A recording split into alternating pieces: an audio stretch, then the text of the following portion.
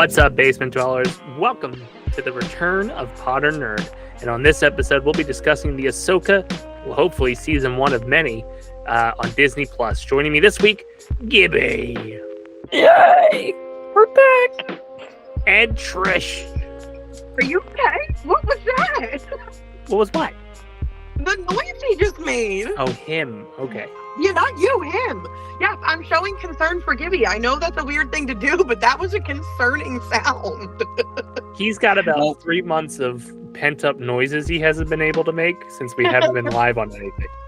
that was slightly concerning. Like, I'm a little worried. It happens. He's rusty. It's been we've been retired for 3 months. Was he ever, like, fresh to not be rusty? He had his bits. Anyway, we're bringing you a recap of entire season of Ahsoka that was airing on Disney+. And if I'm talking quiet and not as energetic as normal, it's because there's a 17-month-old sleeping behind me. But we're going to talk about the whole series. My kid sleeps like a wall. You're fine. Yeah, but not when Daddy gets loud. That's why there wasn't the usual emphatic "What's up, basement dwellers" that you would get the retired Dace Man show shtick. Anyway, we're going to talk about all 6 episodes of Ahsoka, or 8 episodes of Ahsoka, or as we affectionately call it, Rebels Season 5. That's pretty much what it is. Yeah. So let's go around the horn first. And Gibby, what were your initial thoughts on Ahsoka / Rebels Season 5? I kind of wished I would have known that it was Rebels Season 5 so that I could watch the first 4 seasons beforehand. Okay. How did you not? Okay, go ahead. Well, it's been almost 10 years or 12 years since that series came out. Well, I know, but my point is like, everybody knew that anybody figured this was just a Rebel sequel. And especially once they started casting everything, how did you not put 2 and 2 together that this was basically Rebel Season 5? Well, first off, I don't pay attention to the casting. Okay. All right, now I'll give you that. Number 2, I knew the bad guy, but that was because it was being foreshadowed in other areas.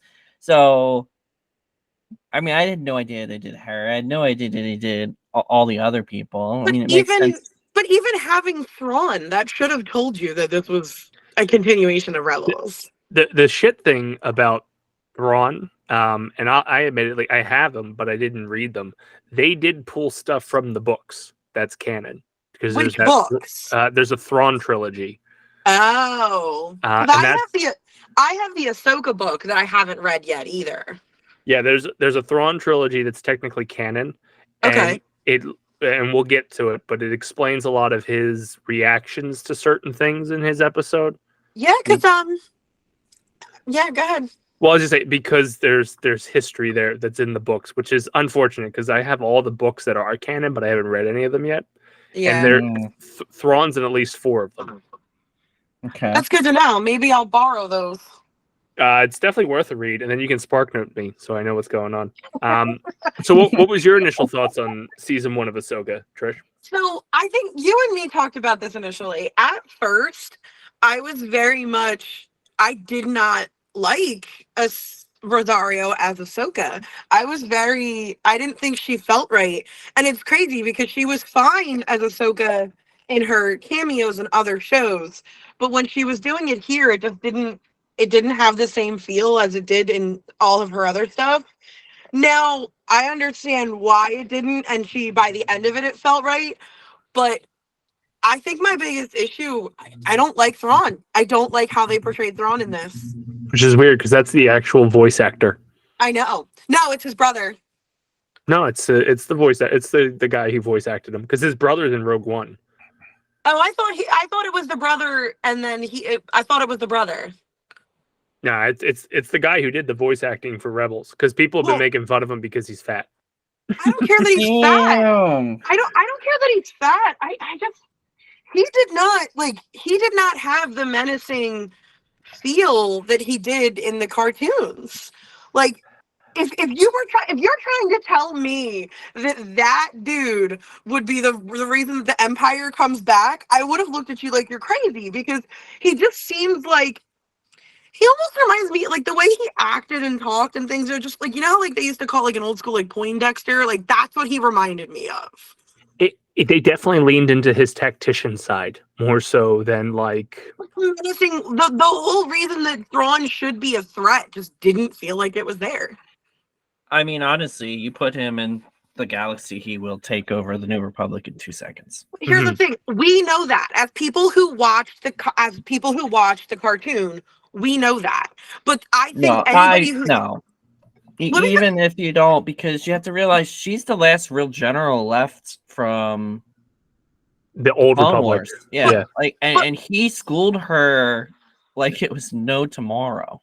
But my point here is that up until the end of the episode, any things that you've seen of Thrawn, he seemed like any other bad guy. Like, Thrawn is one of the worst villains in the shows, in my opinion, one of them. So, like, there was just no, like, I think the buildup for him was just not there for me. Like, he wasn't the Thrawn that we had in Clone Wars and Rebels, in my opinion. Well, I think the complaint that could be had is there wasn't enough Thrawn. He didn't show up until like the last 2 episodes. And maybe that's what it is. I don't know. He did not have the same effect on me in this as he did in Rebels. Well, that's my biggest complaint with this series, from my perspective, is it's a setup. The whole 8 episodes was to set up the larger Filoni project he's got going on. I mean, my only call out, though, before we go too crazy on this, is like, he had one goal and he accomplished it emphatically. Yeah, but right, like that goal, like you can't say that he's not from the old, because that's exactly what he did in Rebels. But my point is I'm saying, so take this from the perspective of somebody who has not had any experience with Thrawn, right? Like, take this as a perspective of someone who hasn't watched a lot of the cartoons, because so many people I know have no idea about all of the stuff that happened from, like, cartoon wise, because they never watched that. To me, up until the last episode where he kind of finally just pulled everything out of his ass, there was no real menacing threat there from him. He was just this, like, figurehead that kind of didn't fill the shoes of how menacing they made him. Well, I think a lot of it too is because there isn't stakes. At least when he's in the normal galaxy we're used to, there's other characters there. There's the Empire there. There's a lot of stakes. We're in a galaxy we know nothing about, with a couple of new characters we don't know anything about or what their motives are. And it's basically the unknown doesn't make there feel like there's a threat, especially since by the end of it, you see Ahsoka and Sabine are everybody's kind of at peace at the end. But they shouldn't be, because of what transpired.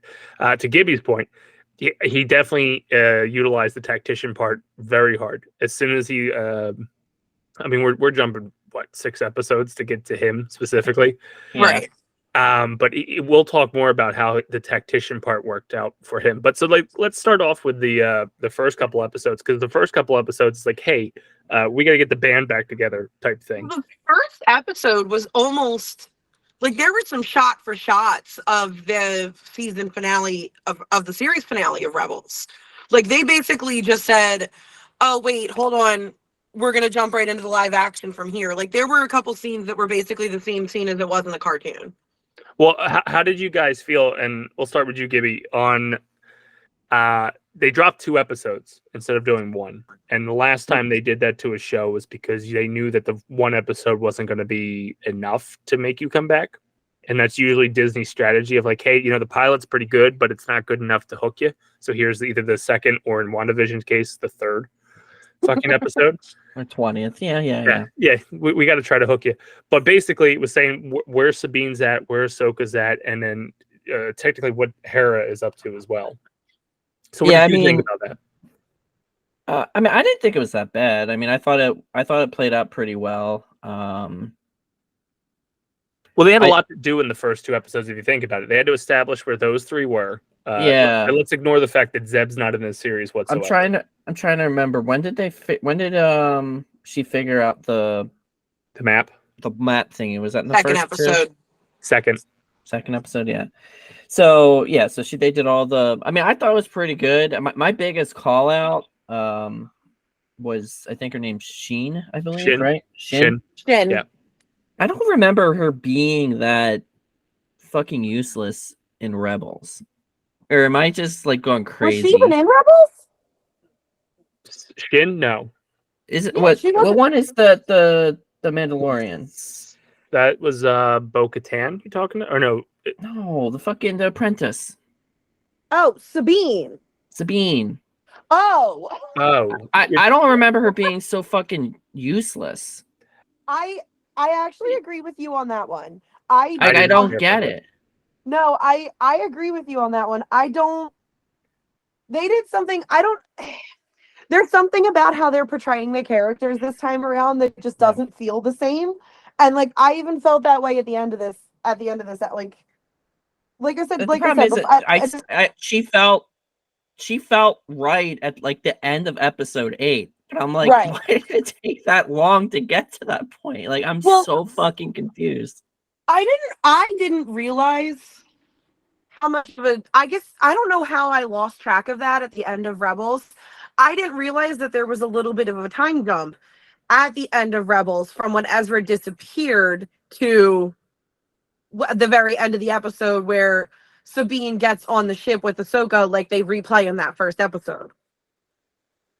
So yeah, I think the Ezra thing with Thrawn happens at the end of Rebels. They miss the entire Galactic Civil War.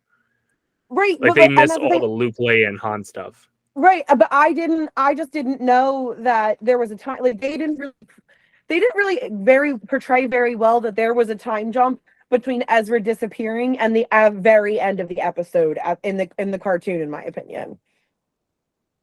Yeah, because I think Rebels is supposed to run right up on the heels of Rogue One. I don't know. Which then means Ezra and Thrawn misses the New Hope, Rogue One, Right. Empire. So they've been gone Return of the Jedi. but I did not realize that there was that time jump had happened in the cartoon. I don't know. Maybe I'm just dumb. There's a strong possibility. It was a montage. It was a Right. montage, and they didn't really give you much detail. Right. Does Thrawn know that Anakin became Darth Vader? Yes, so that's one of the points that are in the books. So apparently, because I watch, and I'll give them credit, New Rockstars, they're in the books. There's a book that specifically jumps between the Clone Wars with Thrawn and the post Order 66 Thrawn, where he works with both Anakin and Vader. And Anakin does a move in his fighter jet that Thrawn notices that Vader does the same exact move, and he makes the connection there. So later on in this series, when Morgan, whatever the hell her last name is, tells it that Elsbeth that Ahsoka was Anakin's apprentice, he knew right away that she could be reckless and has the potential to go the same route he did. Right. Yeah, which he did allude to, but that was the reason why I asked, is I wasn't sure if he realized, because for some reason no one mentions it ever on screen. If you've ever noticed, like that for some reason they don't want to admit to it or something. At least I think with the propaganda that was, and I think this was brought up in Bad Batch, maybe, or maybe even it was a comic, but the propaganda that was pushed by the Empire is that Darth Vader killed Anakin Skywalker. Yes. Oh. So only those close to the situation. Well, because Vader did that himself, because in Anakin's mind, he killed Anakin to become Vader. Yeah, and so a lot of the clones that survived, Rex and them, they all thought Anakin perished because like they praise Anakin as like a great general Ahsoka that got does fucking at one point. got down. She doesn't know until Rebels. That's what I mean. Even Ahsoka thinks that. Yeah, because she's on the Ghost with Hera and them, and she feels the Force connection to Vader. Yeah, and realizes it's Anakin. So it took her that long to get there. So that propaganda, that was definitely something that was enforced and well thought, because not many people really knew that Anakin survived to a certain extent. Everybody thought Anakin died. Yeah, but everybody thought Obi-Wan killed Anakin because that's what they all thought too. Well, no, the propaganda is that Vader did. Yeah, but I'm saying at first they thought they figured that he was dead after Obi-Wan. Yeah. I don't know. Because the way Kenobi went into hiding, he was supposed to be dead. Same with Yoda. Like, they basically all went off the map. And if you think about it, the only ones who knew that Vader was Anakin were Yoda, Kenobi, Ahsoka figured it out. Thrawn, I obviously figured it out, and then his 2 kids. Yeah. And that's really all that knew. Granted, if they started telling other people, they could retcon it that way. But I think from what we've seen material-wise, those 5 know. Yeah. Okay. But in the first episode, they had a lot to do in this, because if you think about it, they're reestablishing 3 Rebels characters in Hera, Sabine, and Ahsoka. They're kind of reintroducing and enforcing Morgan Elsbeth. Like, she's the threat in the first couple episodes, as well as Baylan Skoll and Shin, who are 2, we assume Sith Lords, but they keep calling them mercenaries instead of Siths. So they had a lot going on in those first 2 episodes. I want to talk about the 2 mercenaries and what your thoughts on those, because it's a damn shame that Ray Stevenson passed away. Especially since I was thinking his character. I think he would have been better as a gray Jedi. Well, so I guess I'll pose that question. Do you think he is? Yeah, absolutely. With the way that he was, because I think he just wants like a better world, and he sees the power that was starting to be like abused. Like, he wants the world to be better, because the way he was talking throughout that show, I mean, me and you had the discussion that we thought he was going to flip sides. And most of this show, and everybody doesn't realize how much of Rebels is really about Ezra actually being gray. So like, I think that they would probably lean more into like kind of establishing the whole gray Jedi thing. If it really comes down to it, that's what technically Ezra is supposed to be. I mean, if you look at all the Jedi in the post episode 6 era, I would say almost all of them are gray Jedi. Right. I would even argue Rey is gray. But that's long after the Jedi Order is gone, right? Like, you have to think of it that way. Like, I think that they were using, like, I say this all the time, and I'll say it till I'm like dead. Like, Ezra succeeded in the ways that Anakin failed. Anakin struggled so hard about having his emotions and also balancing it with the Force. So like, Ezra was able to, on that same note, so did Ahsoka, if you think about it. Right. No, yeah, absolutely. No, I agree. And that's my point. It's like, I think with what they're doing with like Ezra, even Baylan, even Ahsoka, even Sabine, because Sabine wrestles with a lot of that too. I think it's kind of their way of showing that the Jedi, they were flawed. They weren't always correct. But the way that in between is where they really should have sat. And I think to Gibby's point, post Order 66, any Jedi that survived realized that you have to kind of lean into it without going full tilt. Maybe except for Kenobi. I feel like Kenobi's still stuck to the fucking old ways. The problem I would say he was still a Jedi. Yoda was still a Jedi. I would even argue Luke, in his truest intent, was probably still a Jedi. Mm-hmm. Luke was by far the last Jedi. Yeah. Mm-hmm. That at least we've seen currently. I don't know how you're ever going to make a new one. Yeah, I don't know how you're ever going to make a new one at this point.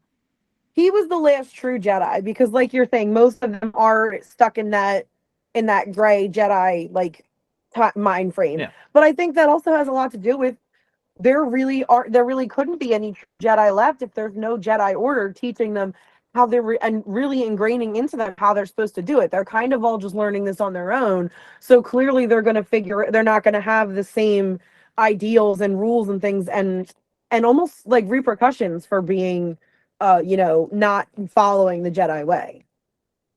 Yeah, I think you guys got a point there, because if you look at every Jedi that survived 66, they are diluted a bit. Cal Kestis, Kanan, and then anyone they train thereafter, they have that edge of, well, we got to stay hidden. And sometimes you got to do the things you don't want to do, and that's what they're passing down. Whereas, like, to your point with Yoda and Kenobi training Luke, they're still training in the old Jedi way. Well, I also think that's making Luke no good. No, making Luke, like he said, the last Jedi, because he's at least, I mean, he was so obsessed about the sacred texts. He was the last of that remnants. I also think that that shows a lot. That was a precedent set very strongly with Ahsoka, because they really showed how skewed the Jedi way was with what happened to Ahsoka and why she left the Jedi Order. So when it comes to Ahsoka in this series, I kind of got a question on how you feel, because it's kind of it's a pain point in the sequel trilogy where basically Luke lost all hope and didn't have faith in Ben overcoming the fear or the darkness. Essentially, the series is showing that Ahsoka had the same issue with Sabine. Granted, Sabine didn't go full fucking Kylo Ren, but it's a common theme they seem to be doing in this new stuff. So what do you think about that? I mean, I still think that leans into the Gray Jedi stuff. Like, they're doing it to the point where, they're doing it to the point where the master's just like, I'm not going to train you anymore. Right, but which that's is kind my of point. I think it's where it's proving that they need to be more towards the side of being a Gray Jedi instead of, because the problem you ran into with Anakin, right, was Anakin was basically told for so long to not feed into his emotions, to fight them off, to not let them control him, right?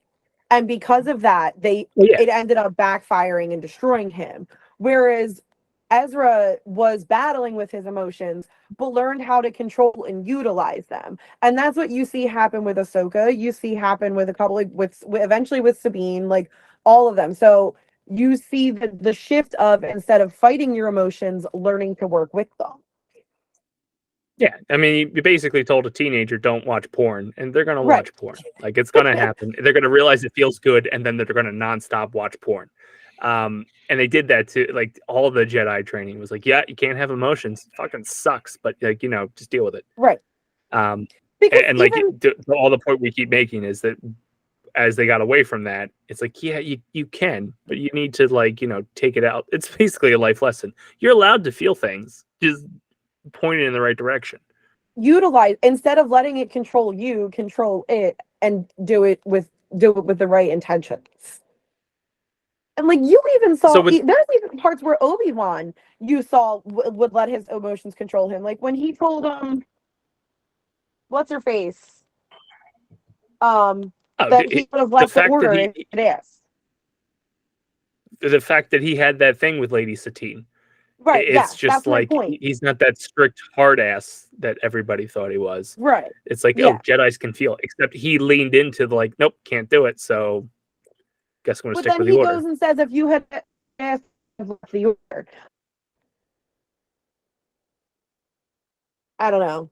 I think a lot of Rebels is, I think the whole point of Rebels, a big point of Rebels, and hopefully what this is and what Filoni is trying to set up, is genuinely them getting to a point where it's not necessarily the Jedi Order, but the Jedi like way, and it's a new way to actually do it, which is with the Gray.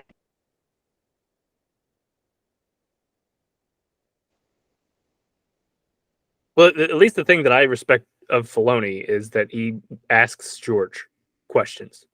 I feel like there was a lot of liberties taken with that sequel trilogy where they didn't actually consult George. Dave, when he wrote Clone Wars, he sat with George and said, okay, what do you think about this? That type of thing. Which makes me feel that the future of Star Wars is in better hands, knowing that there's a guy that actually gives a shit about the original creator. I mean, I don't know. I feel like this, at least how the arc went on this one, it definitely harkens back more to Luke. Because, like, to me, the way that she got her powers is by sort of lifting off her burdens. Mm-hmm. I know you're saying that she's getting more in touch with her emotions. I feel like it went the other way. You're talking about Sabine? Yeah. Yeah, no, I think you're right there. I also think, at least with Sabine in this entire story arc she dealt with in Ahsoka, it's Ezra. Ezra is her blocking point. Yeah. And until she finds him, like once she finds him, the dam's released, and you could see like they make Ahsoka asks her to help Ezra open the door. She's getting a little bit better with the lightsaber, even though she had to switch with the blaster, and then finally that full tilt at the end of like, okay, she can use the Force now to throw the fucking dude. Right, and I think what you're saying with that, and I understand where you're going with that one too, Gibby.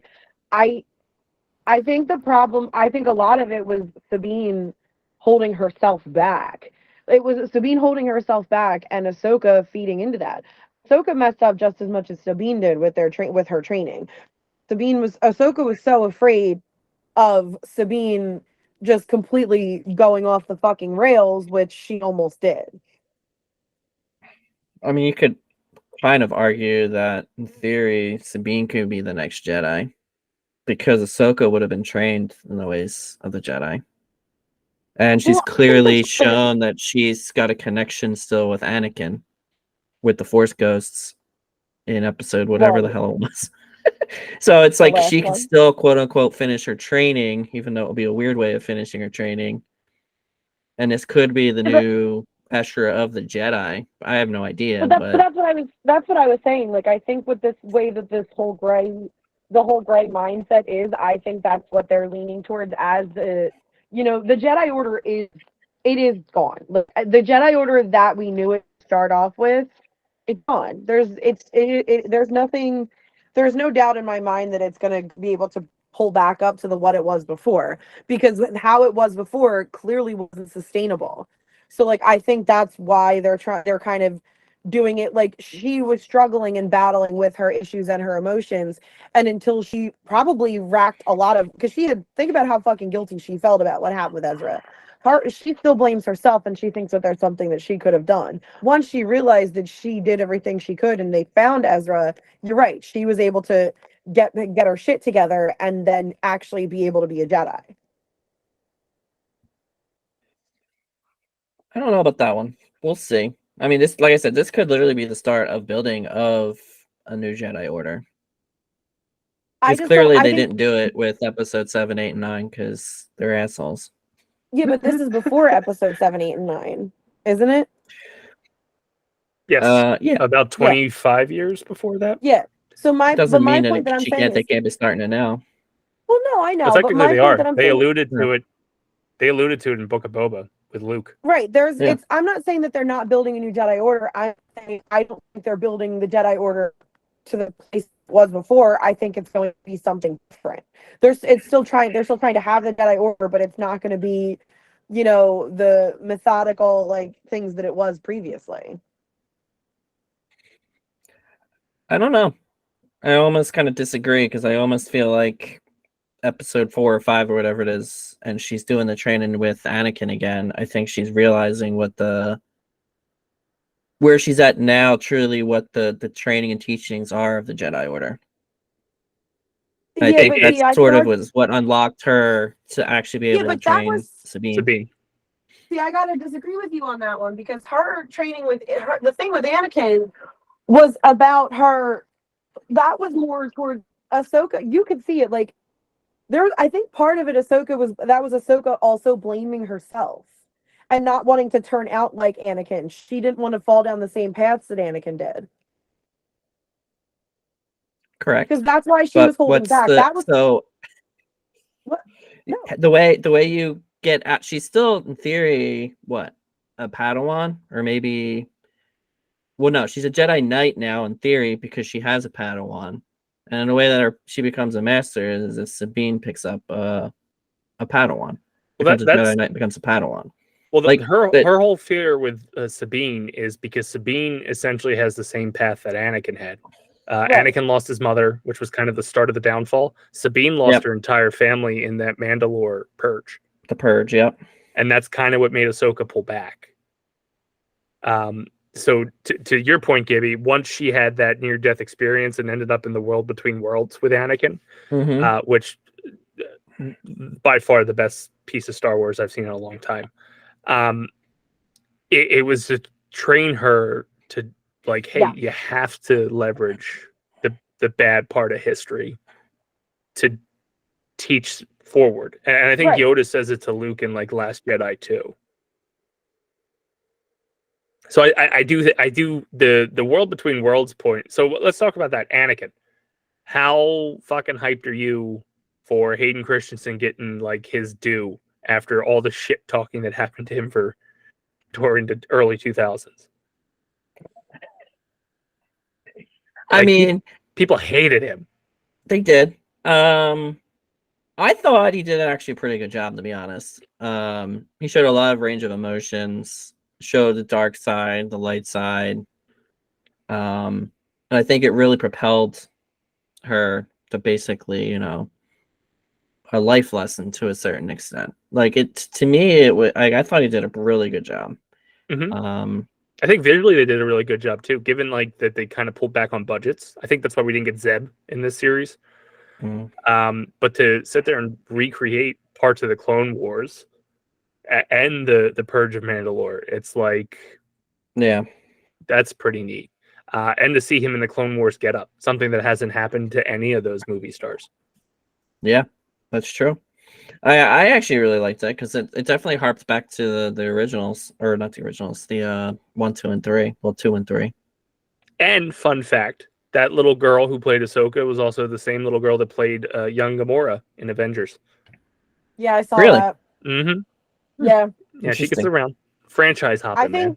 That's right. I think that episode, like I said, me and you have the same issues with Rosario Dawson as Ahsoka as I did in the beginning, where she didn't feel right.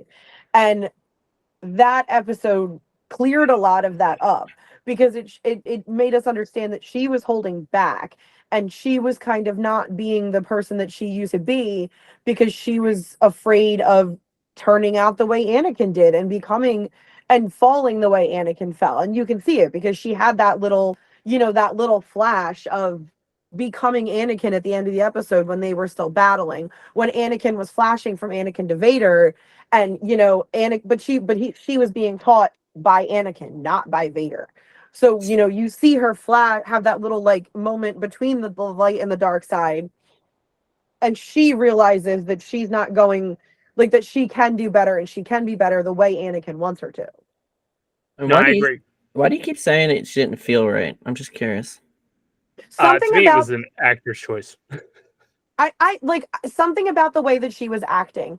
The thing with Ahsoka and what I liked about Ahsoka is while she was a very serious character and she had her moments, she still had that little air of like, she still had that little bit of like almost sarcasm and like a light to her, like to her personality, like not in the Jedi, but like a light to her personality.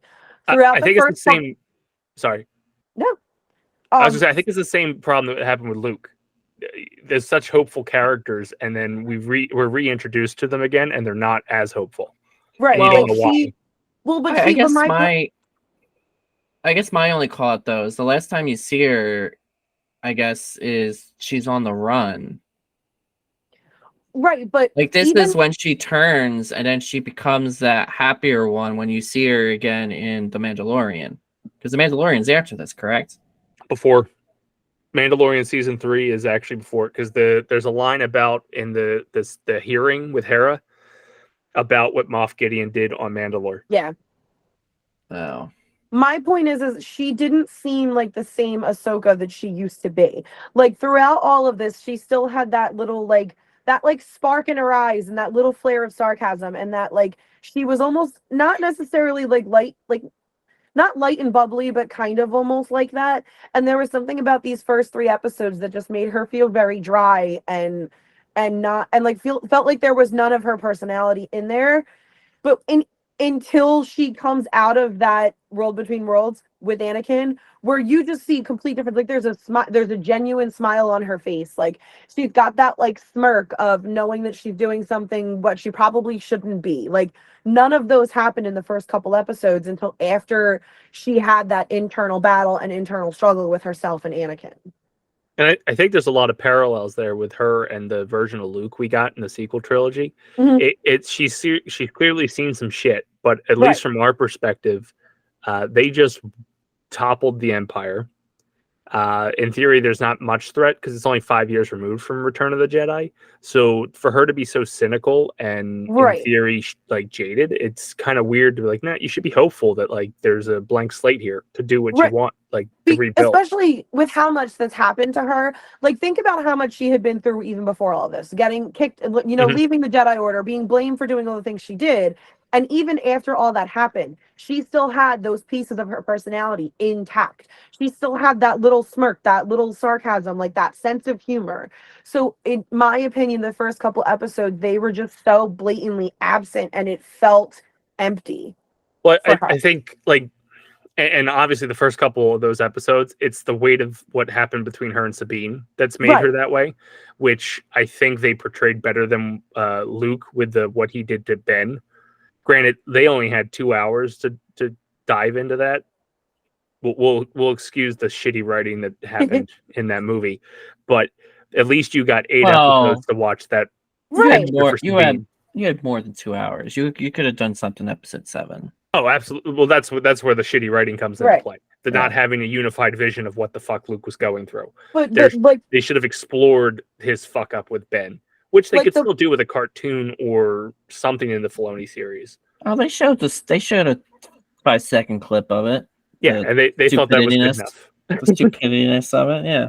Like, at least Ahsoka took 8 episodes to break it and rebuild it and explain it. Like, to the point that Gibby was trying to make me explain out, it's just Ahsoka didn't feel like Ahsoka at first. Like, it just didn't seem like the character that we've all known and they've built up. And it just felt weird and it felt empty. Which is where they make the Last Jedi mistake of they have this issue between her and Sabine, and they don't tell you before you get to this issue, right? Which is fine, but like that's why she feels off-putting. It's like, okay, so she's mad at herself because she let fear give in. That's what Luke did with Ben in a shittier way, but it just. If you saw the train, like to me, and maybe I missed it, maybe there's a book, maybe there's something in Rebels that I don't remember. I didn't realize Sabine would have been picked up as a Padawan. I know she was training with a dark saber, and I just assumed that was like, hey, because she wants to be the leader of. No, I was very shocked to see that she was training to be a Jedi too. So I don't know if that's something that was talked about in something else that we didn't read, like a book, like you said. But her saying that she was training Sabine to be a Jedi was very just random to me. To me, that was out of left field because at least from Rebels' experience, all she was training with Kanan was to spar. Right. Yeah. No, I agree. Okay, so at least we're not all crazy at that point. Again, there's probably a book out there because we haven't dived into that. But it felt off-putting that like, oh, she's trying to be a Jedi. What? Like I knew she was helping Ahsoka, but I just assumed she was helping Ahsoka as Sabine the Mandalorian. Right.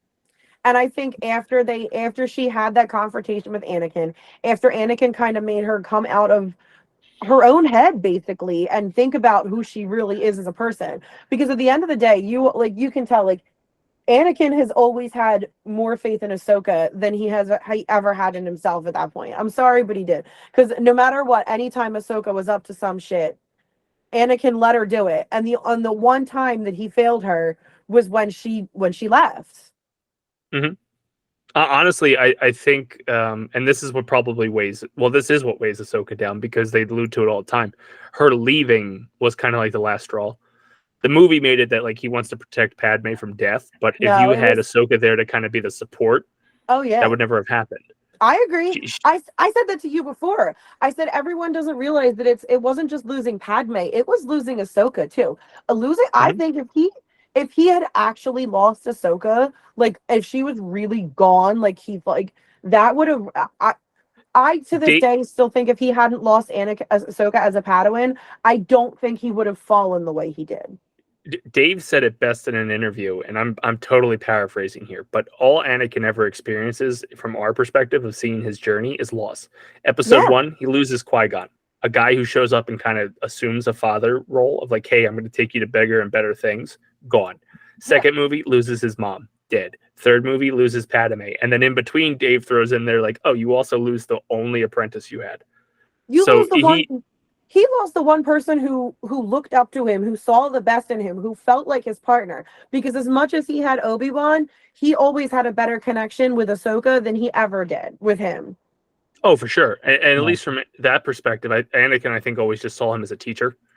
Yeah. Kenobi saw him as a brother, but Anakin had at least that wall there of like, okay, he's a teacher. He doesn't want to be a father. He didn't want me to be around. He called me a useless life form in the first episode. So like, there was that contention there to begin with. But everyone who truly mattered to him, which you can argue Qui-Gon, because Qui-Gon rescued him from slaves, from slavery. His mother, his wife, and then his essentially daughter in that perspective. So it's just nonstop suffering for him. Right, because there was always a level of understanding between him and Ahsoka that there was never between him and Obi-Wan, ever. Yeah. So there's two other characters in this show that are very mysterious, and we touched on it a bit. And to me, that is my frustration with this series, because they gave you enough to want more, but didn't give you more. And now you kind of look at it like, can they give you more? Well, technically, there's 3 that they should have given us more, but one doesn't matter, and I'll touch on that after the fact. That's fair. Are you ever going to say Chopper? They did not give us nearly enough of Chopper, and I will die on that fucking hill. I needed more of that homicidal maniac, and they didn't give it to us. That was a tease. He deserved much more screen time than he got. The only point I'll make about Chopper is the fact that he didn't attack Ezra when he first saw him at the end bothered me. Because any normal Chopper would have been like, where the fuck did you go and why did you leave me? He walked up like a puppy and was like, oh, he's here. No, that little shit would have shocked the fuck out of him and been like, that's the moment. Still knowing it was Ezra just to be Chopper. Yeah.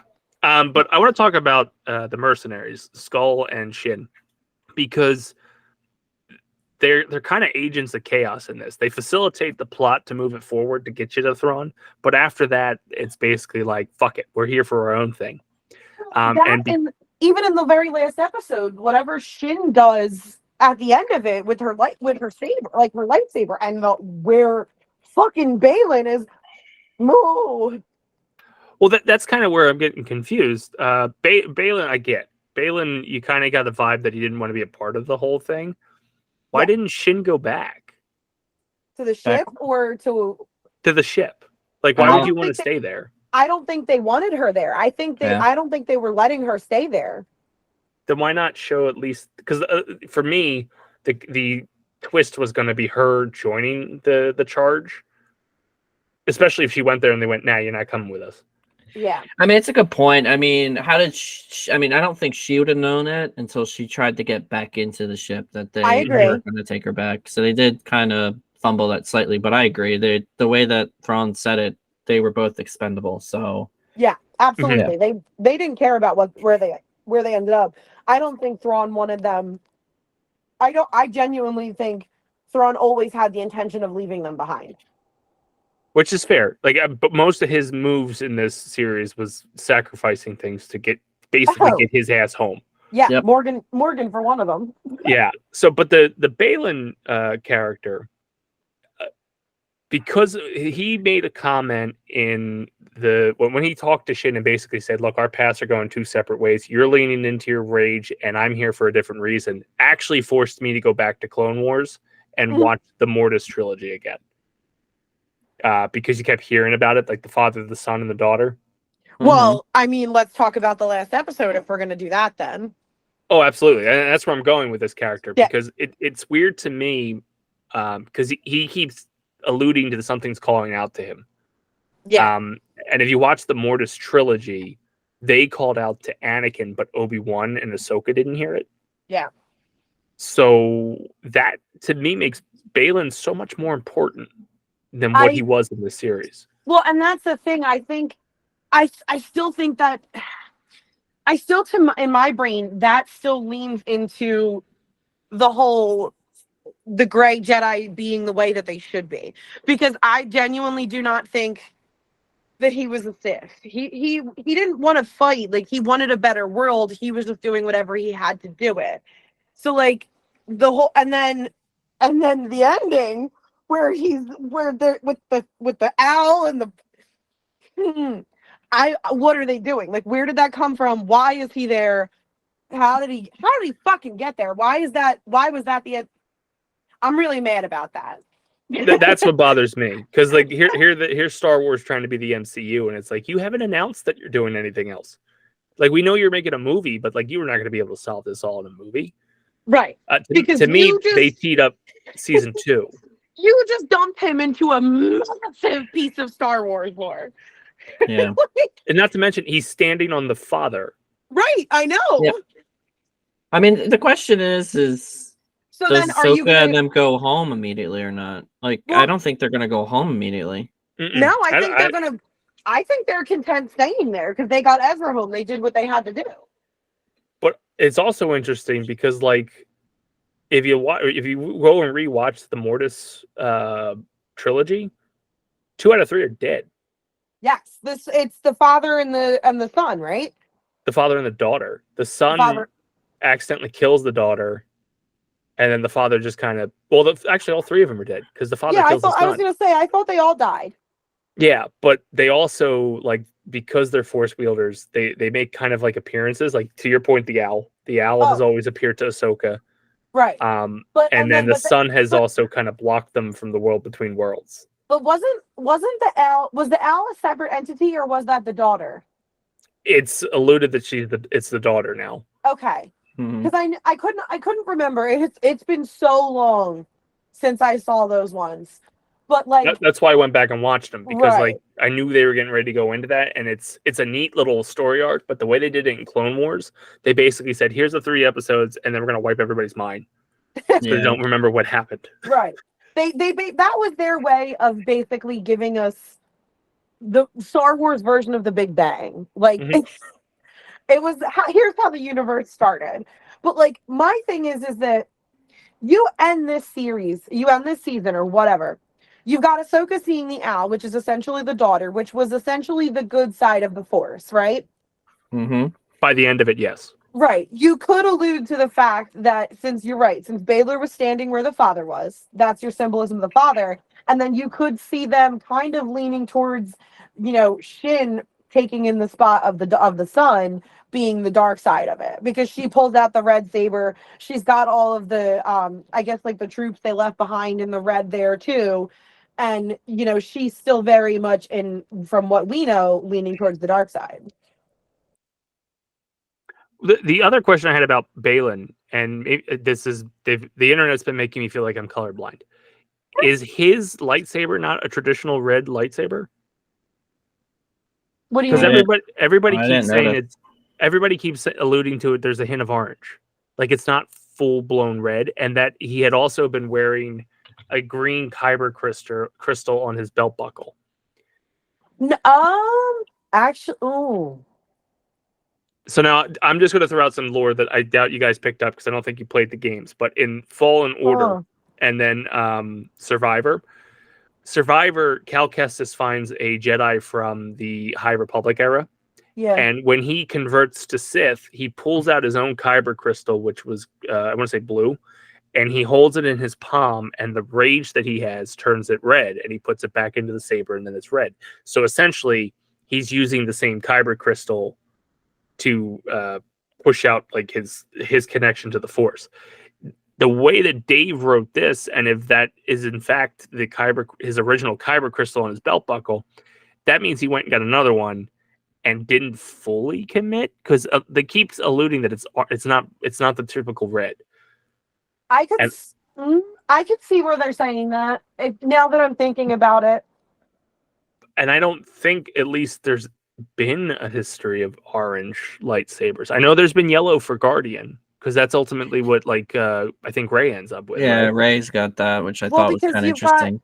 Because Mace was the only one with a purple one, right? And that's just because he's Samuel Jackson. L. Jackson does what he wants. There was no lore behind it. It was just, it's Sam motherfucking Jackson, so he gets a purple one. So we've seen purple, we've seen blue, we've seen green, and we've seen white and red. And I believe green was supposed to signify wisdom, and blue was knight. I thought blue is protector. Protector. Yeah, because I think, isn't Ezra's usually blue? he's gone through. He went from blue to green to blue. Yeah. Kind of like Luke. I think Luke went from blue to green to blue as well. Rey went from blue because she stole Luke's, and then when she made her own, it was yellow. And then you've got Ahsoka with white. Well, no, she had 2 blue daggers in the Clone Wars. Clone Wars, yeah. But evolved into white. And then usually when they make that full turn, it's the red. Basically, as soon as you're evil, it's red. This is like the Green Lanterns. As soon as it's red, it's just rage and it's red. Yeah. People, at least from, because I mean, I've been looking on stuff on the internet because of the books, basically makes me want to watch other stuff because I'm not going to read the books, even though I have them. That his lightsaber didn't fully go red, which makes sense considering the way he's acting. He never gave into rage. I guess my only call out there then is that when I didn't notice the difference between every time he had his saber out and his Padawan has her saber out. Mm-hmm. But they also don't have the eyes. Unless you're telling me that she's not full Sith either, even though she's clearly acting purely on emotion. I think she's heading that way, and because of his teachings, it kept it. And maybe that's what that ending scene with her was symbolizing of like, all right, full tilt, gonna go like into the Sith rage. Let's go Marauders. Let's go fuck things up. But I think it's also interesting because their eyes aren't red. That's typical Sith because they've given into the rage. Well, I didn't think Baylan was Sith anyways. No, I didn't either. And I thought it was interesting too because they kept calling them mercenaries. They never referred to them as Sith. Right. They referred to them as Jedi at one point. Right. But they never referred to them as straight out Sith. And they never refer to themselves as Sith. All you ever hear Baylan talk about is the Jedi Order. Mm-hmm. As well as like wanting to distance himself from his Padawan because she was leaning into the rage. Right. Which is weird. But he's probably the only one that broke the cycle of like, oh, let me get rid of my Padawan because I fear what she will become. It's like, nah, you're going to become that. So go just do that on your own. Yeah. So let's address the elephant in the room. What do they do with Baylan now that that actor passed away? I'm sure they'll just recast him. I mean, unless they're going to really pivot away from that story arc. Or maybe move it to a cartoon. Or it could genuinely be something where so here's the thing. We don't know how much they filmed. We don't know how much they left off. We don't know, you know what I mean? Mm-hmm. So they might have enough where they can, kind of fizzle him out, maybe. I don't know. Cliffhanger gave him such a big fucking part in what I think Dave was trying to tell.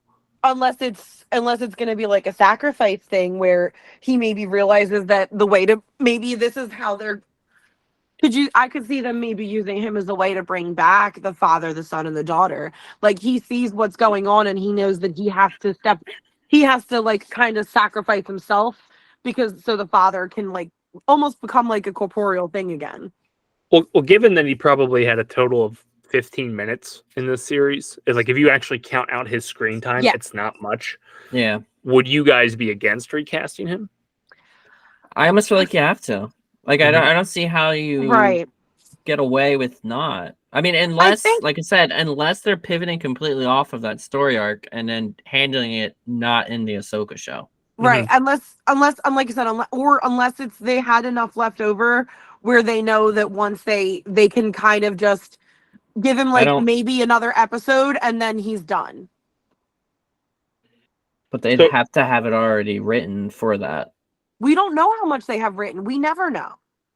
I have a feeling that the writer strike's been going on for how long? I have a hard time believing that. But this show has been finished for a while. I have a feeling that when Dave pitched the Ahsoka show, he probably had the whole thing outlined. Because unlike the sequel trilogy, he does his fucking due diligence and has a plan. That's my point. I don't think, with the way that they ended it, they're clearly not just looking for one season. So I genuinely don't think that it was, I do think that they know where they're going with this. And this season has been finished for a while. Like they were filming this like, I think like last year. Like we've just been waiting for them to fucking drop it. Yeah, I think they finished up a lot of their stuff at the end of December because technically the Andor season, the part 2 is done too.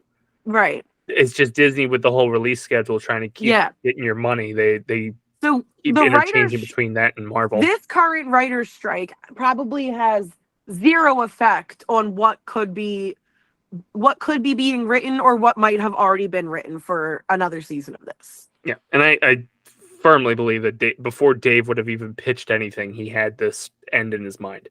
So, some of the recasting I've seen, like the one fan casting of who could take over for Ray Stevenson was Liv Schreiber. He played Sabretooth in X-Men Origins. He was Ray Donovan. I think other things he was in. Just so Gibby knows who the fuck he is. Potentially having him step into the role. I'm okay if they recast see that. I'm okay if they recast it with him or just recast it in general because the character is very interesting and that's a credit to Ray Stevenson in his acting. He had Qui-Gon vibes. Yeah. To me. I think if they did have to recast him, we all know it's not coming from a place of disrespect for him as an actor. We know that it was just they had no choice. Mm-hmm. So I'm not against it. No. Well, I'm to me out of this entire series, his story arc is what I care about the most. The other part that I care about, and we'll talk, will pretty much be our last point for the show, is the Witches of Dathomir.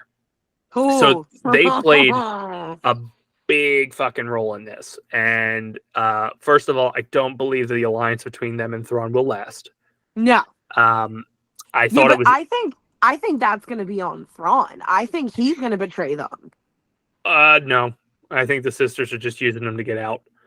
I don't know. Because the way that she looked at him when he opened fire on their temple gave me the vibes of like, oh, that bitch is going to turn on immediately. But I thought it was interesting because that's something that they don't really dive too much into in the live action world. You got a little, you get a lot of it in the cartoons. I feel like that's Dave's pet project. And you get it in the Jedi games with Cal Kestis. His partner, he meets a witch of Dathomir that survived the Dathomir slaughter, and she partners up with him. And like they've got crazy fucking powers. So I thought it was interesting that throughout the cartoon they allude that the sisters have come there from a different galaxy to flee. The character's also in the game, and it's one of like a force wielding scribe that was evil and is buried on Dathomir. So I think that might be where they're going, and I can't think of the fucking character's name, but he's in the lore of him is in the Jedi Survivor game. I didn't play. I honestly, clearly.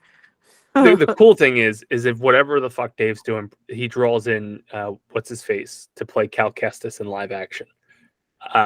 Cameron Monaghan, I think is his name. Yes. Which would be awesome. So the witches that we're dealing with right now made an interesting comment, and I'm going to ask you guys your opinion on what this is going to be. That they were woken up, or Ezra makes that comment, that Thrawn woke up the sisters. Do you think those caskets are... They're all dead people. But are they, or are they cryogenically like hibernating more witches and more of the Darth Maul race?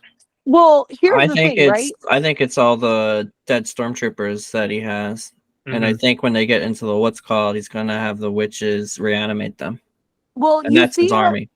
Well, you see the witches bring all of those clone troopers, like they basically are like walking corpses, right? Mm-hmm. So we watched the witches do all of that, which was out of fucking pocket, by the way.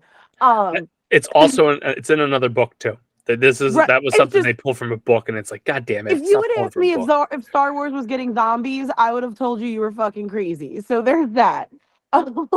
which was technically teased with that Marok character, the Inquisitor that was running around with Shin.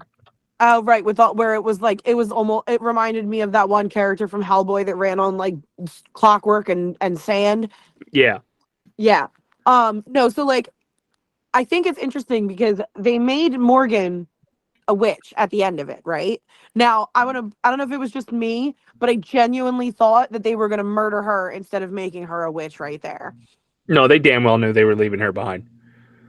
I thought they were going to murder her. No, I thought instead of doing the thing they did with her face and everything, I thought they were just going to fucking murk her right there. So, every fucking person that went to that galaxy got left behind. That right. came to rescue somebody, which is Which fucked also up. kind of makes me. It kind of makes me think like, is there something there where it's like a give and take, like that they knew about? You know what I mean? Like maybe they can't leave if someone else doesn't take their place, and like they don't know that. I honestly, so where I was going with the witches, I think because of that game lore with that character and him being buried on Dathomir, because he made the journey to the galaxy with the witches. Yeah.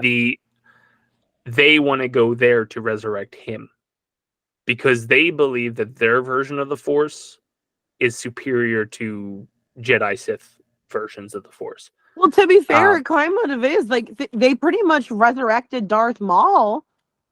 They've and they give powers to like Savage Opress that made him a fucking roided out monster. Savage Opress was fucking wild for no reason. That whole plot line was insane with Savage. So like the witches are absolutely a fucking whole entity of their own, and not to be like a pun, but like they are their own force to be reckoned with. Like absolutely. It is scary. It will be scary if there ends up being any more than just those three, because those three already are kind of fucking like that's a lot. Like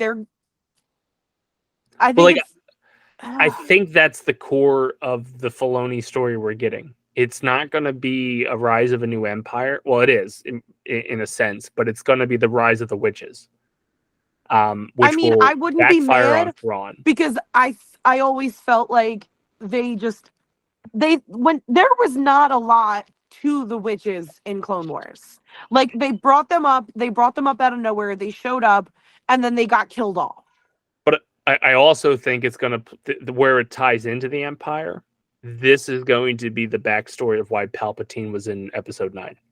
Will it explain what fucking Snoke is? Because I'll never forgive them for that. I think it's going to explain all that. I think the witch's magic is going to have a bit like the breaking point that the Emperor couldn't find. They are going to find for them.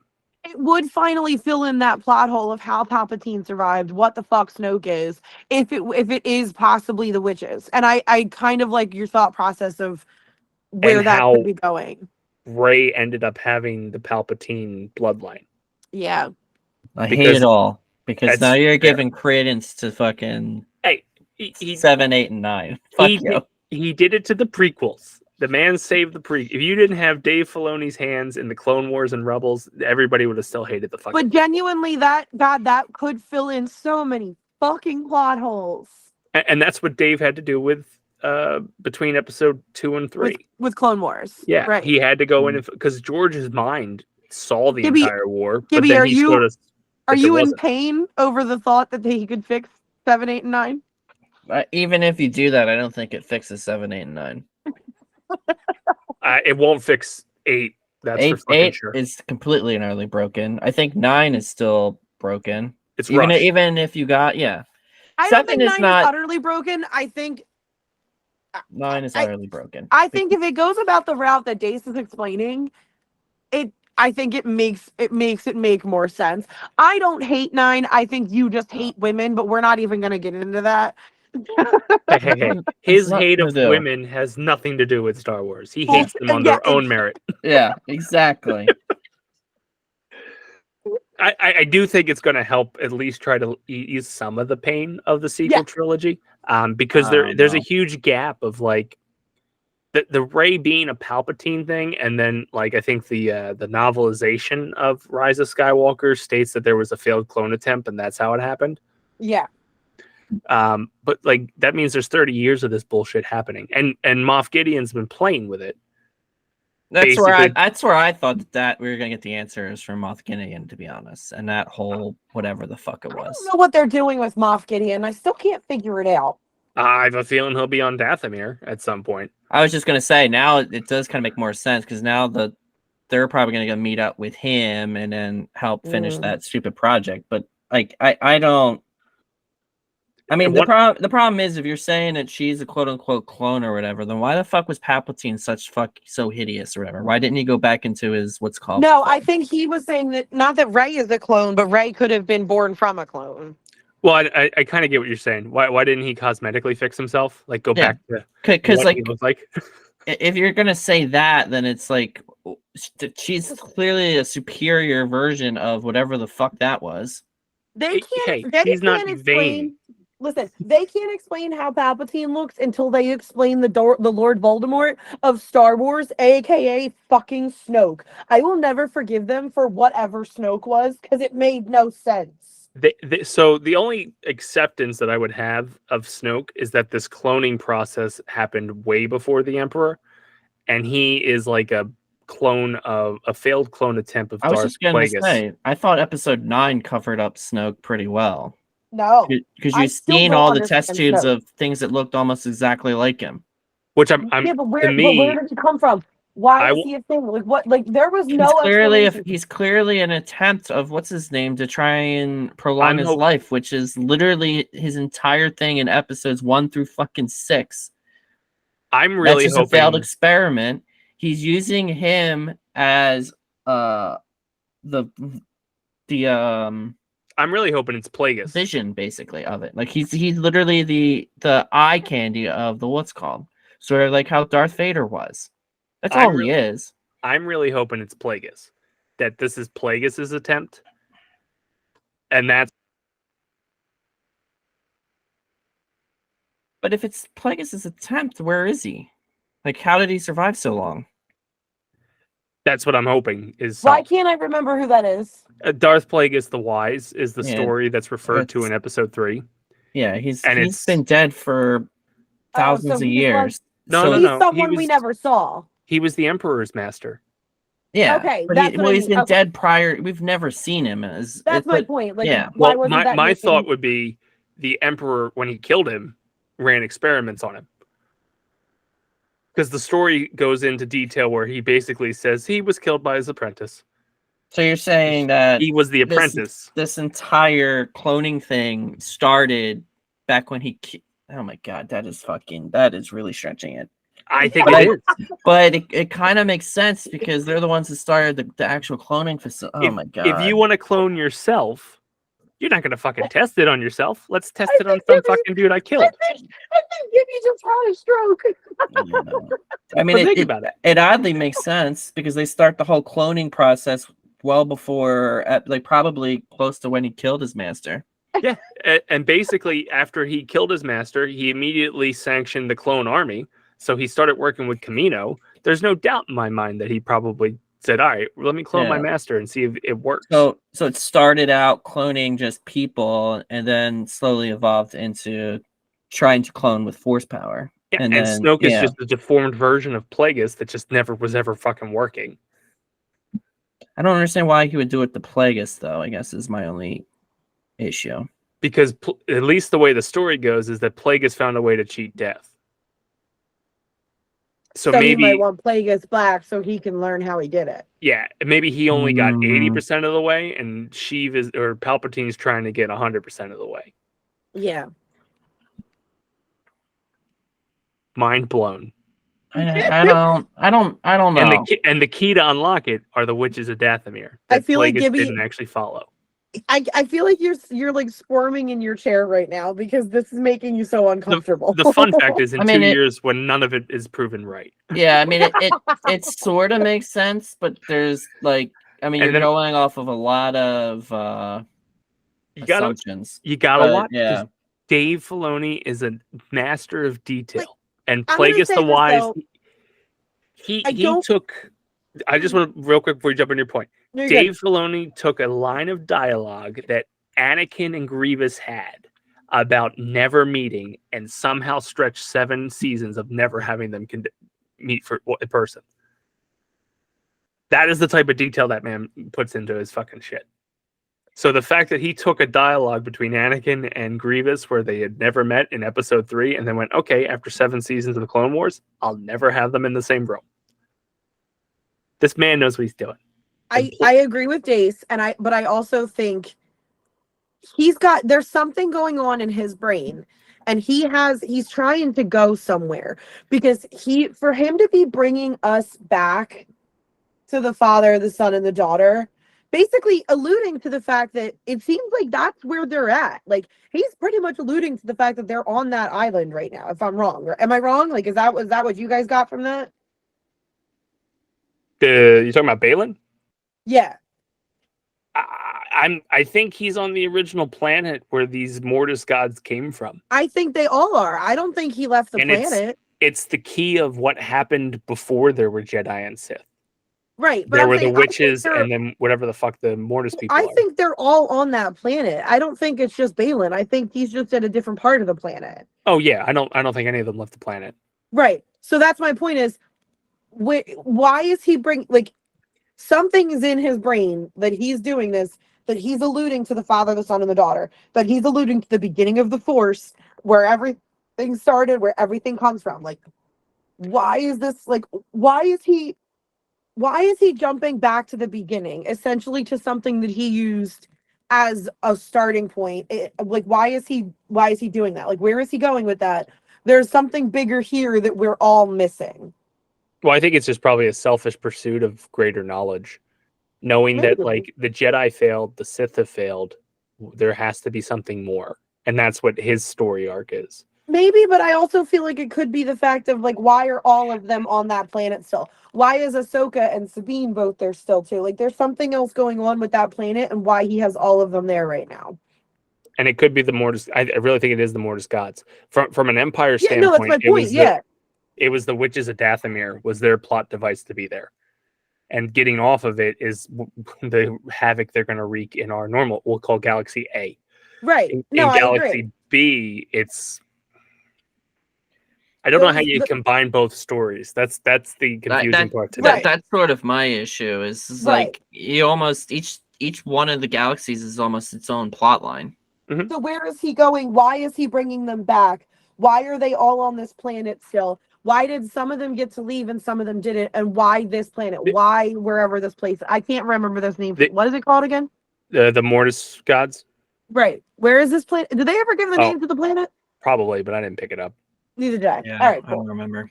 But it could be that the Mortis gods, knowing that the Dathomir witches are going to unleash a new evil that has not been seen, are trying to run interference by bringing these four together to be the people that contest it. Yeah. Because maybe the war before Jedi and Sith was the Mortis gods versus the witches. Well, because you have to remember too, when they did the Mortis stuff, they said like you can't have one without the other. So if you think about it, you've got Ahsoka being like what they're alluding to being like the good, like right, like they're alluding to Ahsoka being like so far over to the light. Then you've got the crazy mercenary chick probably being the dark, and then you've got Balin and Sabine probably somewhere in the middle. One kind of light, maybe could be dark. One kind of dark could be light. I do think that whatever their outcome is and whoever they meet, if it is the Mortis gods themselves, Shin will fail, and the other three would become enlightened. Probably. More or less. But I'm just saying, I feel like they have Shin there for a reason, because they never, like, there's a reason, like, the father never killed the son, because he knew he needed the son and the daughter. Like, you need the dark and the light. So they need both Shin and the rest of them, because they need the dark and the light. I think that'll be Sabine. I think, because what will happen is I think all four of them will end up there, and basically like, we only need three. And Shin will be the one that fails. Yeah, that's my guess. Because that would be the fan in me saying like you can't kill Sabine, but unless Balin takes the sacrifice. I've said it. Are you saying that then all three of them are then trapped there to be the new father? No, I don't think they're trapped. I think Dace is saying, and he's understanding where I'm going, is when Ahsoka, it was Ahsoka, Obi-Wan, and Anakin who were there, right? Yeah. Or was it just Obi-Wan and Anakin? It was Ahsoka was there as well. Right. So when they were there, they learned about how the Force started, why you need the dark and the light, everything like that, right?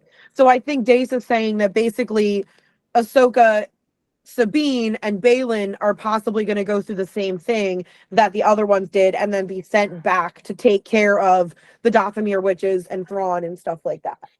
I think but before they erased all their memories. So are they not going to erase their memories now, or are they going to erase their memories again? Well, it makes no sense if you erase their memories, because then I didn't learn anything.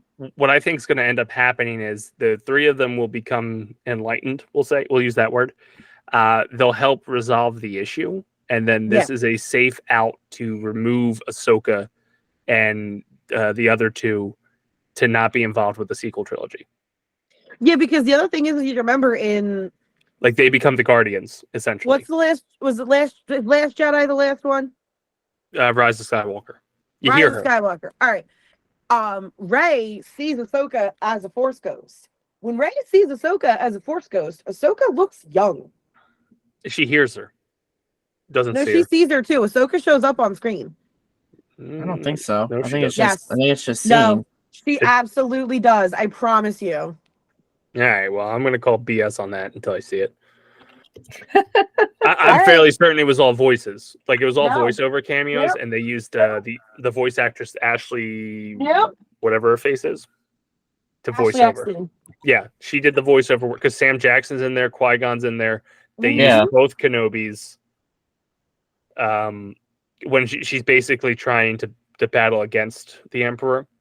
But I think this would be a nice little package to elevate Ahsoka as a character, but remove her from any future confrontations. Like, okay, you three are now going to be the new Mortis gods. Yeah. Thank you for solving this. Go live on your island or cube. But that's what I said. Like maybe this could allude to them becoming like having a corporeal, like a form again. Like like right now, like they're dead, but they're not. And they'll get a full understanding of the world between worlds, and they'll be able to use that to traverse time and space. That's how I think they're going to get back. We'll see. I don't think they're going to double dip on the Purgle thing again. No, I hope they leave those poor whales alone.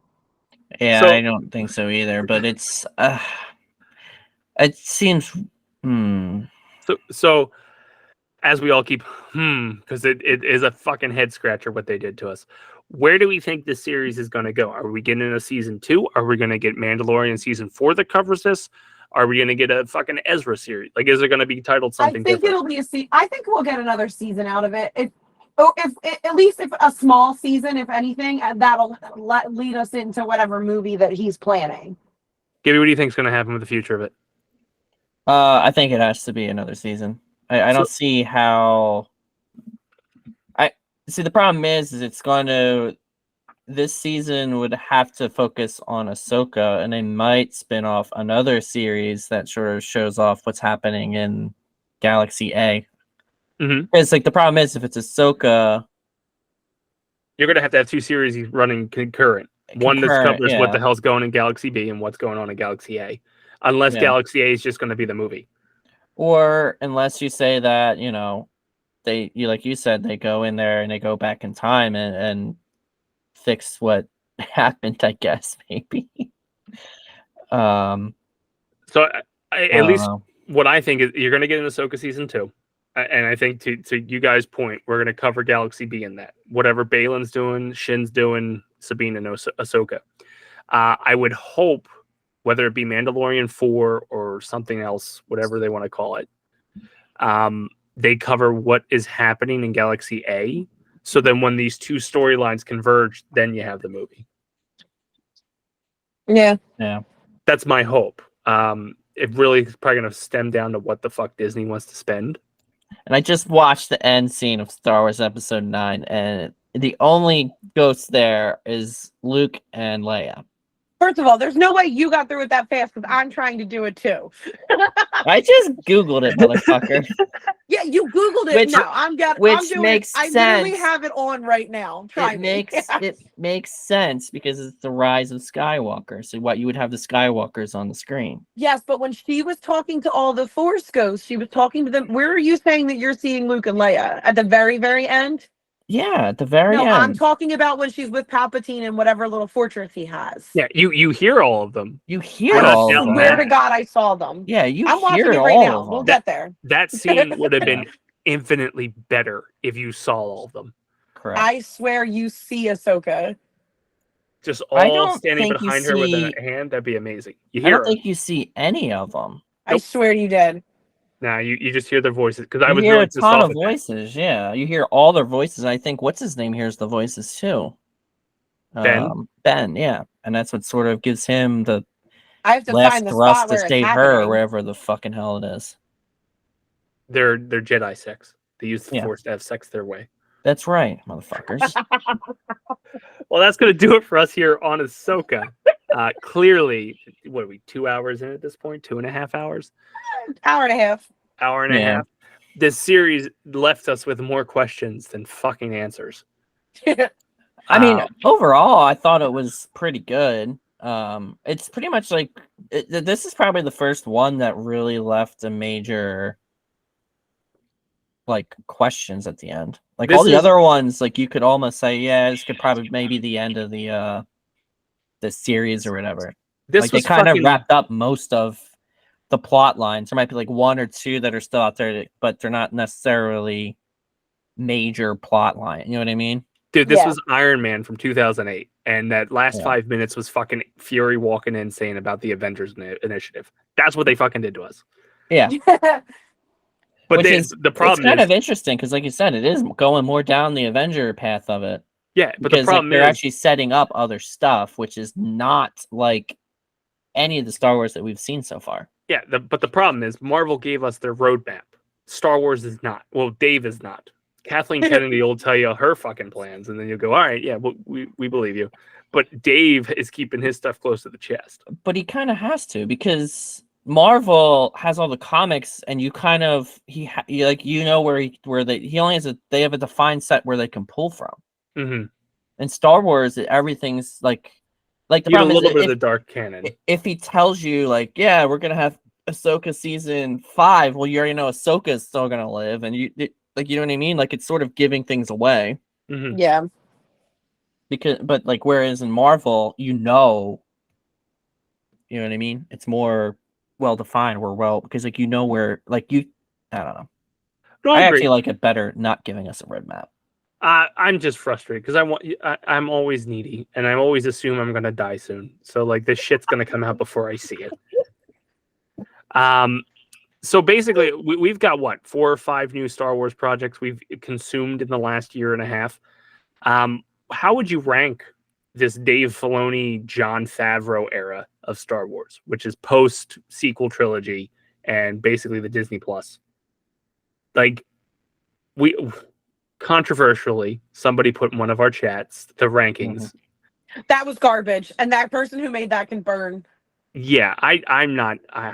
I get why people like Andor. No, but I'm sorry. I don't. I didn't even finish Andor. But that's the thing. Andor wasn't trying to appeal to diehard Star Wars fans. They It were was trying to bring in. garbage. They I were was trying so to bring in bored. casual fans. They were trying to bring in Right. casual fans. They wanted to make it like a political thriller. It's No, the it was Captain boring. America. It's the Captain America Winter Soldier of the series. I didn't even finish. I think Obi-Wan should have been far higher. That show was amazing. Fuck anybody who didn't like that show. They didn't understand Star Wars then. So basically, my question is going to be: what was your favorite project so far, and then least favorite project? We'll start with you, Trish. I do think Obi-Wan and I'm just partial to Ahsoka because I like the character and I'm excited to see where they're going. I do think those were 2 of the best. I don't know if I could put one against the other because Ahsoka did fall off in some aspects, but I think they're going somewhere and they need time to do it. But I think Obi-Wan was just so well done. The worst of them, some people are probably gonna give me some shit. I just didn't care about Boba Fett.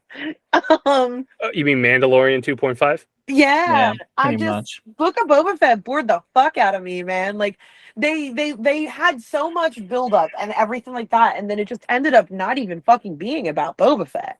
It didn't. Like it wasn't. Like I didn't even finish Andor, and I probably still liked Book of Boba Fett least. That's rough. Gibby, what's your favorite? What's your worst? Well, Andor worst. First. Clearly. I mean, honestly, I don't know. I mean, I really like The Mandalorian for some reason. I don't know That's fair. why. I mean, it's what kicked all this shit off. Yeah. So I mean, I would definitely say The Mandalorian is definitely my number one. I didn't mind the Book of Boba Fett, but again, it's because it's like The Mandalorian, 2.5. So it's like, I get that the Boba Fett part was a little weird and kind of like, okay, I don't really need this, but okay. Like I kind of was really it shouldn't have been Boba Fett at that point. Like they should have made it. Yeah. I don't know why that they used that as Boba Fett. You know what I mean? Like Yeah. You know what I really wished, because I thought originally when it was like really going to go into like the warlords and all that type of stuff, but which that really I would have didn't. been fine with. Which that didn't happen. So now it's like I'm secretly hoping that they do a Darth Maul one. Oh, And then, when the Crimson. Yeah, and then maybe have it, the very end of the Darth Maul one is basically him on the planet to fight Obi-Wan. They had such a fucking teaser at the end of Solo, and they went nowhere with it. Yeah, exactly. That's what I mean. Like that would be amazing if they would do that. I know. But I don't know if they will. I mean, they could, but I don't know. The problem is I think it's too far. Well, I don't know. I think they satisfied his story in Rebels, so they're not going to revisit that's sort of the problem. Yeah, but I would love to see him back on the live action. Like I really got the hope when he showed up in Solo that they would really go down that path. They sort of tried with Boba Fett, but they really, really focus more on the Mandalorian. Yeah, like that's like the fucking problem. Because I mean they had the what's called in there. I forget the hell the crime family that were trying to take over. The Pike Syndicate. The Pike Syndicate, and that's when I thought it was really going to go down there. But that was like really, really dumb on how that entire thing ended, and I'm just like, all right, whatever. He had 3 out of his 6 episodes was the book of Boba. Yeah. And then starting in the 4th episode, it was all Mandalorian, and then the last 2 of the Mandalorian showed up to help him. Yeah, so basically, it's like we had a cool Boba story, but we didn't know where to fucking put it. Right. Yeah. I was very disappointed in them calling that Boba Fett. It shouldn't have been. Yeah. Mm-hmm. And then I don't know if you would. I don't know. I also really like the Bad Batch, but I don't know if that's considered in this time frame or not. I would. It's part of the Disney Plus era. That's what we can call this. Yeah, I don't know if it actually fits into any of these series though, because it's sort of its own little thing that's going on. I forgot about the 2nd season. I really need to catch up because I loved the 1st season. No, 2nd season's pretty good. This depressing ending, but it was really good. Don't tell me that. The sad thing is anything that happens between Revenge of the Sith and A New Hope is going to be a very sad fucking ending. Yeah, pretty much. Because they gotta disappear by the A New Hope because they're not involved in that. Well, you know who's alive because I didn't finish Bad Batch. Well, no, it's in what movie is it where they're in the walker on that one planet catching whatever the fuck it was? Well, they show up in Rebels, and because they're on like Rebels, you know who lives and who dies basically because of that. Well, you should know. You should know. Let's put it that way. See, to me, my favorite project, Mandalorian was close because I go by goosebump moments, and I got goosebumps when it came to Luke showing back up, which was really cool. But I think the bigger goosebump moments I got was when Kenobi faced off with Vader again. That was a good one, yeah. Qui-Gon showing up. So, because at least for us, even though I love Star Wars as a whole, the prequels were ours. Like, that was our teenage years. So I identify with them better because I remember the hype train, I remember the promotions, I remember the toys, I remember all that shit because it came out in 99. Mm-hmm. So to have Kenobi and get like some satisfaction out of that story was cool. So that's my favorite, even though people shit on it. And also because like I really liked Kenobi as well. I mean, I think that was definitely one of the better ones. Yeah. This Ahsoka, the one episode with Anakin, I fucking loved, and I think that's the best piece of Star Wars in a long time. Anakin's in 2 of them, right? Yeah, he's in Kenobi, and he's in Ahsoka. 3. He's in 3. Oh, 3 of them, yeah. He's got the little Force Ghost tease at the end of the series. He does the training videos, and then he also does the World Between Worlds. And that, to me, the World Between Worlds stuff is the best Star Wars we've had in for fucking ever. Oh, that was just the cinematography there of like flashing between him and the dark side, because you know the story of him, so it's really cool. The worst thing that I think is the Disney Plus era, and it's because I just don't care, is Star Wars Visions. Oh, I still haven't watched the second season of that yet, but it's not. The problem is I don't think it's canon is the problem. I think it's just a bunch of stories. As long as you take it at that, I don't think it's that bad, but it's not. I do get why you wouldn't like it. I don't care. Nothing against them, but I don't like any of those animation studios to begin with. So I get that you're trying to be like, hey, let's make it very inclusive into Star Wars. It's like, okay, that's great. Some of the stories, they're okay, but then some of them are fucking ridiculous. They're all pretty much ridiculous. Yeah, so that's my least favorite project. But if we're gonna go canon, unfortunately, it's Andor. Unless Andor season 2 can pick it up, I did not care at all. Mainly because I don't understand fucking Andor when he talks. Which I guess is kind of racist, but he talks really fast, he talks really low, and it sounds like mumbles. He is, so maybe it's also my age, but that's the first fucking show I had to start using closed captioning on. Oh, I see. I use captions all the time. I didn't until I had a kid, but he solidified it to the point where I couldn't hear it, and then he's even worse at talking. So unless season 2 picks it up, which I hope it does, I did not care. And you couldn't even save it with the Skarsgård guy and Mon Mothma doing their thing. That stuff was interesting to me. How does the Senate operate now that it's not the Senate?